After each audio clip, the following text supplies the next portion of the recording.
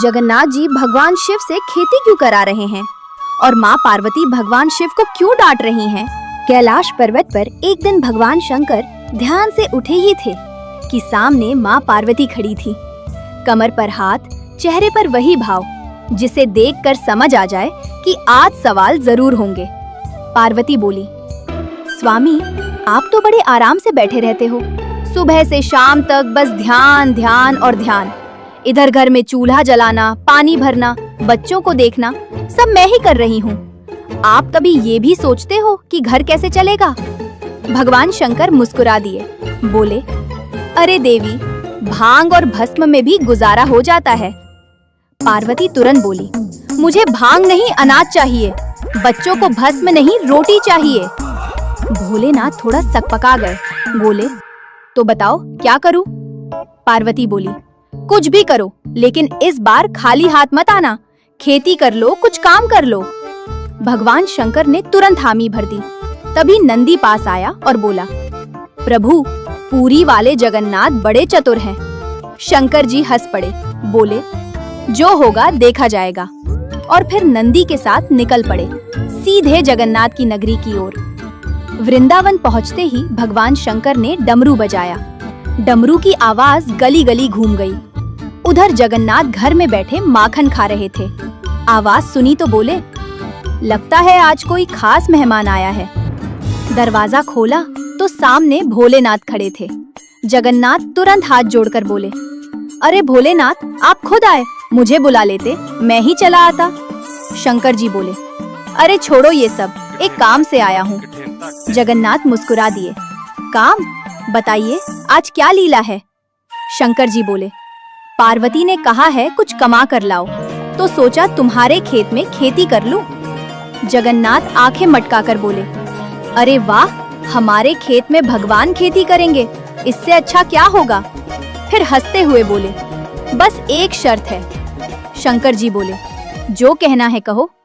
जगन्नाथ बोले, खेती में जो भी आप कहोगे मैं वही बोलूंगा, लेकिन ऊपर की फसल मेरी। भोलेनाथ बोले, ठीक है, मंजूर। जगन्नाथ मन ही मन हंसे और बोले, तो फिर आलू बोइए। भोलेनाथ खुश होकर नंदी के साथ खेत में लग गए, जैसे बरसों से यही काम करते आए हों। भोलेनाथ ने नंदी को आगे लगाया और खुद हल पकड़ लिया। खेत में उतरते ही बोले, अरे नंदी, लगता है ये काम ध्यान से ज्यादा मेहनत वाला है। नंदी मन ही मन मुस्कुराया। भगवान शंकर पूरे मन से खेत जोतने लगे, कभी धूप, कभी मिट्टी, कभी पसीना, लेकिन भोलेनाथ को मजा आ रहा था। कुछ दिन में खेत हरा भरा हो गया। आलू की फसल खूब जम गई। जब समय आया तो शंकर जी ने जगन्नाथ से कहा, देखो, फसल तैयार है। जगन्नाथ बोले, हाँ हाँ, जैसे तय हुआ था, ऊपर की फसल आपकी। भोलेनाथ ने बिना सोचे समझे आलू के ऊपर की हरी हरी पत्तियां काटी, गठरी बनाई और नंदी की पीठ पर लादकर कैलाश की ओर चल पड़े। रास्ते भर बड़े खुश थे। बोले, आज पार्वती देखेगी कि खेती कैसी होती है। कैलाश पहुंचकर उन्होंने बड़ी खुशी से गठरी माँ पार्वती को पकड़ा दी। पार्वती ने जैसे ही गठरी खोली, अंदर सिर्फ पत्ते ही पत्ते निकले। वो हैरान रह गई, बोली, स्वामी, ये क्या है? इसमें खाने को क्या है? भोलेनाथ बोले, मैंने तो वही किया जो तय हुआ था, ऊपर की फसल लेकर आया हूँ। पार्वती ने माथा पकड़ लिया। माँ पार्वती ने पत्तों की गठरी एक तरफ रखी और बोली, स्वामी, इन पत्तों का मैं क्या करूँ? न सब्जी बने न रोटी। भोलेनाथ थोड़ा सोच में पड़ गए। बोले, तो अब क्या करूँ? पार्वती बोली, दोबारा जाओ और इस बार नीचे की फसल मांगना। भोलेनाथ ने सिर हिलाया, ठीक है। नंदी फिर से उनके साथ चल पड़ा। रास्ते में नंदी बोला, प्रभु, मैंने कहा था ना, जगन्नाथ सीधा खेल नहीं खेलते। शंकर जी हंस पड़े, अब की बार देखना, मैं भी समझदारी से बोलूंगा। वृंदावन पहुंचकर फिर डमरू बजाया। जगन्नाथ ने दरवाजा खोला और बोले, अरे भोलेनाथ, इतनी जल्दी? शंकर जी बोले, हाँ, एक बार फिर खेती करनी है। जगन्नाथ मुस्कुराए, कोई बात नहीं, इस बार क्या शर्त है? शंकर जी बोले, अब नीचे की फसल मेरी होगी। जगन्नाथ तुरंत बोले, मंजूर है, इस बार बाजरा बोइए। भोलेनाथ बोले ठीक है, और फिर नंदी के साथ खेत में लग गए पूरे भरोसे के साथ। इस बार भगवान शंकर पहले से ज्यादा जोश में थे। बोले अब की बार पार्वती खाली हाथ नहीं रहेगी। नंदी को आगे किया, हल उठाया और खेत में जुट गए। बाजरे की खेती अच्छे से होने लगी। रोज सुबह खेत देखना, पानी देना, पक्षियों को भगाना, भोलेनाथ सब कुछ पूरे मन से करने लगे। कुछ ही दिनों में खेत लहलहाने लगा, बाजरे की बालियां ऊपर हिलने लगी। फसल तैयार हुई तो शंकर जी खुश हो गए। बोले अब नीचे की फसल मेरी है। उन्होंने बाजरे के नीचे की सूखी डंडियां काटी, बड़ी सी गठरी बनाई और नंदी की पीठ पर रख दी। वृंदावन से निकलते समय जगन्नाथ दूर से मुस्कुरा रहे थे। कैलाश पहुंचकर भोलेनाथ ने गर्व से गठरी माँ पार्वती को दे दी। पार्वती ने जैसे ही खोली, सूखी डंडियां देखकर आंखें बड़ी कर ली। बोली स्वामी ये क्या उठा लाए, इसमें खाने को क्या है? भोलेनाथ बोले नीचे की फसल तो यही होती है। पार्वती ने गहरी सांस ली और बोली स्वामी अब एक बार और जाओ और इस बार साफ साफ बोलना। माँ पार्वती ने इस बार साफ साफ समझाया, स्वामी अब कोई ऊपर नीचे नहीं, दोनों हिस्से मांगना। भगवान शंकर ने सिर हिलाया, बोले अब की बार गलती नहीं होगी। नंदी मन ही मन बोला कि अब तो बात संभल जाएगी। दोनों फिर से वृंदावन की तरफ चल पड़े।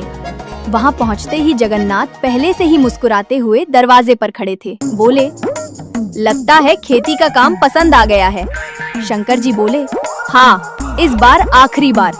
जगन्नाथ ने पूछा तो बताइए क्या चाहिए? भोलेनाथ बोले ऊपर भी मेरा, नीचे भी मेरा। जगन्नाथ हंस पड़े, कोई दिक्कत नहीं, इस बार मक्का बोइए। ये सुनकर भोलेनाथ खुश हो गए। बोले अब तो पूरा मिलेगा, और फिर पूरे मन से खेती में लग गए, ये सोचकर कि इस बार पार्वती जरूर खुश होंगी। मक्के की फसल पकते ही खेत सोने जैसा चमकने लगा। भगवान शंकर नंदी के साथ पहुंचे और बोले आज तो सब कुछ मेरा है। तभी सामने से जगन्नाथ आ गए, साथ में यशोदा मैया भी थी। जगन्नाथ हंसकर बोले जैसा तय हुआ था, बीच का हिस्सा हम रखेंगे। भोलेनाथ थोड़ा चौंके, लेकिन बात हो चुकी थी। यशोदा मैया और जगन्नाथ हंसते हंसते भुट्टे तोड़कर घर ले गए।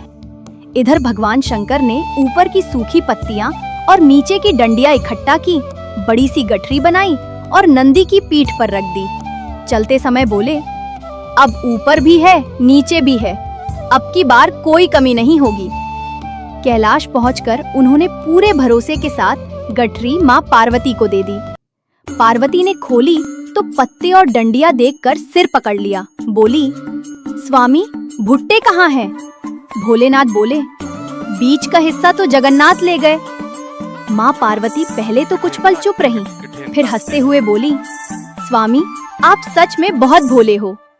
भगवान शंकर ने मासूम सा चेहरा बनाया और बोले मैंने तो वही किया जो कहा गया था। तभी वही जगन्नाथ प्रकट हुए, चेहरे पर वही शरारती मुस्कान। बोले माँ पार्वती इसमें भोलेनाथ की कोई गलती नहीं है, इन्हें यूं ही भोला नहीं कहते। पार्वती ने पूछा तो फिर ये खेती किस काम की? जगन्नाथ बोले इनकी खेती अनाज की नहीं, भाव की है। जो इनके मन से निकला वही सबसे बड़ी कमाई है। ये सुनकर पार्वती का मन नरम पड़ गया। उन्होंने वही गठरी फिर से देखी और मुस्कुरा कर बोली स्वामी आपकी मेहनत ही मेरे लिए बहुत है। नंदी खुशी से हिलने लगा और जगन्नाथ मंद मंद मुस्कुरा दिए। माँ पार्वती ने खेती की वही गठरी संभाल कर रख दी और बोली स्वामी आपने बहुत कमा लिया। भगवान शंकर हैरान हो गए, ये पत्ते और डंडियां? पार्वती मुस्कुराई, हाँ, मेहनत और सच्चे मन से लाई चीज कभी बेकार नहीं होती। तभी जगन्नाथ हंसते हुए बोले देखा भोलेनाथ, आप जीत गए। भगवान शंकर ने सिर खुजाया और बोले मुझे तो अब भी समझ नहीं आ रहा कि ये सब कैसे हुआ। जगन्नाथ बोले आपको फसल नहीं, अनुभव मिला है। नंदी खुशी खुशी घूमने लगा। कैलाश पर माहौल शांत और हल्का हो गया, जैसे सब कुछ अपनी जगह आ गया हो। कैलाश पर उस दिन माहौल बड़ा हल्का था। माँ पार्वती रसोई में काम कर रही थी और भगवान शंकर पास ही बैठे सब देख रहे थे। बोले, आज समझ आया कि काम छोटा बड़ा नहीं होता। पार्वती मुस्कुराई, और ये भी समझ आया कि आप सच में बहुत भोले हो। नंदी बीच में आकर जैसे बोला, प्रभु, खेती से तो आप नहीं, पर दिल जीतने में आप नंबर 1 हो। भगवान शंकर हंस पड़े। उन्हें खेत की मेहनत और वहां सीखी बातें याद आ गईं। पार्वती बोली, स्वामी, आपने जो कोशिश की वही हमारे लिए काफी है। भगवान शंकर ने मन ही मन ठान लिया कि आगे से किसी काम से पीछे नहीं हटेंगे, चाहे वो बाहर का हो या घर का। उस दिन के बाद कैलाश पर्वत पर सब कुछ पहले जैसा नहीं रहा। माँ पार्वती के चेहरे पर अब चिंता कम और सुकून ज्यादा था। उन्हें ये समझ आ गया था कि उनके स्वामी काम से भले अनजान हों, लेकिन मन से कभी पीछे नहीं हटते। भगवान शंकर भी बहुत कुछ सीख चुके थे। अब वो सिर्फ ध्यान में नहीं रहते, कभी पार्वती के पास बैठ जाते, कभी घर के छोटे छोटे कामों में हाथ बटा देते। नंदी ये सब देखकर बहुत खुश रहता। उसे लगता कि उसके प्रभु ने खेती के बहाने जीवन की असली समझ पाली है। कभी कभी भगवान शंकर मुस्कुराकर कहते, जगन्नाथ ने आज बड़ा गहरा सबक दे दिया। कैलाश का वातावरण हल्का, शांत और अपनापन से भरा हुआ हो गया, जैसे परिवार फिर से एक साथ आ गया हो। माँ पार्वती ने भगवान शंकर की तरफ देखा और हल्की मुस्कान के साथ बोली, स्वामी, आज मुझे समझ आ गया कि आप क्यों भोले कहलाते हो। भगवान शंकर हंस पड़े और बोले, और मुझे ये समझ आ गया कि साथ निभाना सिर्फ ध्यान लगाने से नहीं, जिम्मेदारी समझने से होता है। नंदी पास खड़ा सब सुन रहा था। वो खुशी में अपनी पूंछ हिला रहा था, जैसे कह रहा हो, आज सब ठीक हो गया। दूर पुरी में जगन्नाथ मंद मंद मुस्कुरा रहे थे। उनकी लीला पूरी हो चुकी थी। उस खेती से घर में अनाज नहीं आया, लेकिन घर में अपनापन आ गया। पार्वती को भरोसा मिल गया और शंकर जी को समझ।